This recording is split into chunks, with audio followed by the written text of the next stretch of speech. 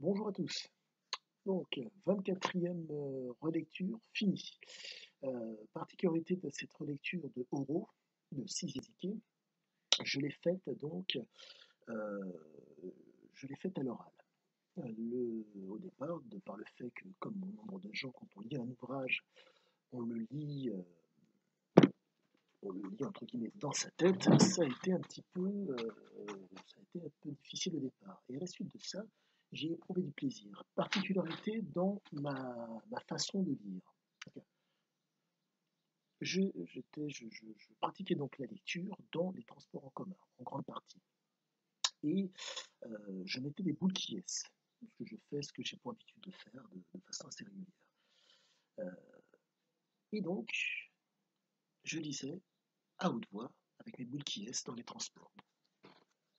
Dans le sens que moi, j'entends entre guillemets la résonance, mais pas pour que les gens autour de moi, tant qu'ils entendaient, c'était parce que vraiment ils étaient proches de moi et encore. Et extrêmement intéressant comme expérience, voire même ça m'a renforcé sur le plaisir par rapport au... euh, la raison pour laquelle je me suis mis à lire, c'est que j'avais besoin d'un angle, si je puis dire, différent d'attaque pour pouvoir, pour pouvoir, entre guillemets, avoir peut-être une stimulation différente par rapport au... euh, comme peut-être vous le savez, ou peut-être que vous ne le savez pas, cet ouvrage me magnétise.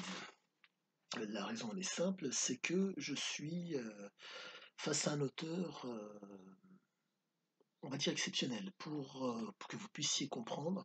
L'homme, donc Sisiazike, né en 1949 à Taroudan, mère albanaise mère grecque et père albanais, mais français, euh, était un homme, un aventurier. Et cet homme avait la particularité d'être en mesure, en partant de quasiment rien, de mener une aventure à son maximum. Et donc, nombre de mots dans le texte ont résonné en moi.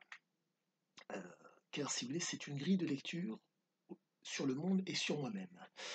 Et force est de constater qu'il donne des clés, entre guillemets, pour pouvoir se réaliser en tant qu'homme. Je reprendrai un autre ouvrage qu'il a fait, où il disait, euh, cher lecteur, de mémoire, votre seul capital, c'est votre vie. Elle vous appartient. Et donc, je mets toujours un bémol et je ne me formalise pas par rapport aux propos de l'homme, car est-ce que ce sont ses propos? Déjà d'une. Mais force est de constater que quand vous êtes un aventurier et que vous êtes en mesure de mener au maximum une aventure, telle que lui le faisait, les propos ont l'air de se tenir. Je vous résume donc sa capacité pour pouvoir mener à bien son aventure. Nous allons prendre un socle.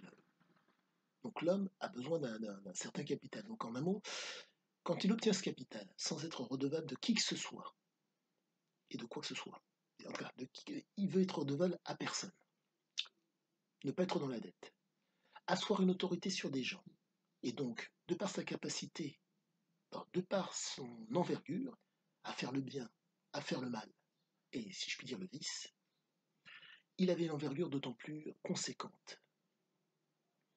Pour résumer la chose, cet artisan de l'aventure était capable de bien travailler, d'utiliser le mal pour arriver à ses fins et d'utiliser le vice pour arriver à ses fins. Mais pour que l'aventure aille d'autant plus loin, il lui fallait donc un groupe, des gens sur lesquels il puisse asseoir une autorité. Donc, ce groupe lui donnait de la hauteur, et cette hauteur, de par ses compétences, dans le mal, dans le bien et dans le vice, faisait que il tapait plus loin. Enfin, c'était nettement plus large. L'envergure dans la réussite était plus grande. Et sa grande force, c'était que il était en mesure de trouver, si je puis dire, pour faire vivre une aventure, pour faire vivre son aventure, il trouvait les endroits où le profit était envisageable. Donc j'en reviens à ce que je vous disais précédemment.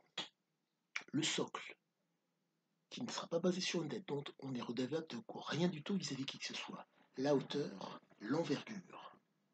Et à la suite de ça, vous avez le profit qui derrière peut avoir lieu. Et dans son cas, je dirais il est téléprésent. Donc,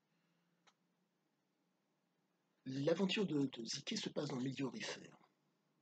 Mais au-delà de ça, comment dire, c'est un point de détail c'est un point de détail. Ne voulons, n'acceptant pas l'autorité des gens. Et de plus, l'homme était en mesure de réfléchir par lui-même. Qu'est-ce que j'entends par cela? Je vais vous donner un angle. C'est moi qui réfléchis pour vous donner l'angle. Si vous avez, si je veux dire, la plasticité suffisante, vous verrez les trois angles derrière le fameux angle. D'autres personnes, vous leur donnez l'angle. Ils ne voient que l'angle. Et vous avez des gens comme Ziké qui voient l'angle et voient les trois autres derrière, sans qu'on ne leur donne. Ils vont chercher les informations. On ne leur donne pas. Et je dirais simplement que vous avez, je résumerai cette façon de voir de la façon suivante. Dire, donner et faire. On lui dit quelque chose. Il va vérifier l'information. On lui donne. Il applique pour voir si cela fonctionne. Et donc, il fait. Dire, donner et faire. Et c'est extrêmement pertinent. Et le bouquin a l'air de se tenir pour la raison suivante. Quasiment sur chacune des pages, vous avez, si je puis dire, 4 scénettes différentes. Il faut comprendre qu'un aventurier doit faire des concessions pour arriver au bout de son aventure. La ligne droite qui permet d'arriver à l'aventure n'est pas envisageable pour l'aventurier, car pour pouvoir avoir à destination, des concessions sont à faire. Donc, qu'entends-je par concession? Dans le cas de Ziké, l'erreur, l'échec et à la suite la réalisation lui permettent de vivre l'aventure.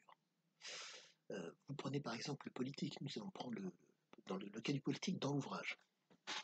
Le politique qui ne sait pas, qui ne fait pas, se met en goguette avec Ziké. Et tant qu'il n'y a rien, il n'y a pas de promesse. La promesse, la confiance, le compromis sont de rigueur. Le jour où Ziké a démontré que la mine d'or était rentable, que fait le politique? Le politique cherche à le chasser. Après, en plus, soit dit en passant, signer un contrat avec lui, stipulant que, en tout cas, affirmant que ça serait 55% pour lui et 45% pour eux politiques. Tant qu'il n'y avait rien, la promesse valait ce qu'elle valait. Mais le problème, c'est que lorsqu'il a démontré que la mine était rentable sur du court terme, en travaillant à la main et en démontrant politique ce qu'il en était, le politique a essayé de le chasser. Il avait donc le profil des gens qu'il suivait. Généralement, ce sont des marginaux, voire limite, j'irais dire des fous. Et encore, je mets un bémol. Vous, peut-être, avez une logique et une raison qui fait que si la folie, entre guillemets, vient se proposer pour pouvoir faire la différence, vous n'irez pas. La force de, entre guillemets, ces marginaux, de ces fous, c'est que quand leur logique, quand vous êtes logique, et quand vous êtes raisonné, eux, de par la folie, font la différence sur cet angle-là, qui est énorme. Ce qui fait que Ziké a réussi à asseoir une autorité sur des voyous. Il faut savoir qu'au Costa Rica, la misère était très grande. À l'époque, c'était 700% de dévaluation économique. Une très grande misère. Donc, si vous voulez, mais très grande misère, mais avec des gens capables, agressifs, en tout cas dans le cas de la péninsule de Za, des gens agressifs et capables de travailler, et voulant travailler. Et encore voulant, c'est un meilleur mot, parce que c'était des voyous de Morante, les gens qui étaient dans sa mine. Et la grande force de Ziké, c'est qu'il a conditionné ces hommes à devenir des ouvriers spécialisés dans la recherche d'or. Donc je vous laisse imaginer des hommes qui peuvent faire preuve de logique et de raison quand on les conditionne au travail, mais qui sont, si je puis dire, fous, et entre guillemets, qui sont autres, fait que ces hommes sont allés jusqu'au bout d'eux-mêmes. En tout cas, il les a poussés pour aller jusqu'au bout d'eux-mêmes. Et résultat, ça a donné au rouge. Donc, chose que je peux vous dire, c'est que je vais continuer là, pardon, là je vais, tout au long de la semaine prochaine, nous sommes le 18 juin 2021, là je vais commencer l'aspect rédactionnel. La lecture était une nécessité parce que si vous voulez, il me faut le bouquin me magnétise, mais il me faut, si je puis dire, cette attache visuelle qui fait à ce que je sois plus fort pour pouvoir commencer le rédactionnel. Là, j'ai dû faire facilement euh, 4-5 feuillets de ma compréhension écrite du texte. J'espère que ça va vous plaire. Euh, Comme quoi j'ai cru comprendre qu'il fallait mettre des pouces ou je ne sais quoi ou j'aime, bon, qu'importe. Si vous les mettez, que c'est bien, si vous les mettez pas, c'est pas un problème, mais quoi qu'il en soit, bon, bon, je ne cours pas après ça, je cours surtout après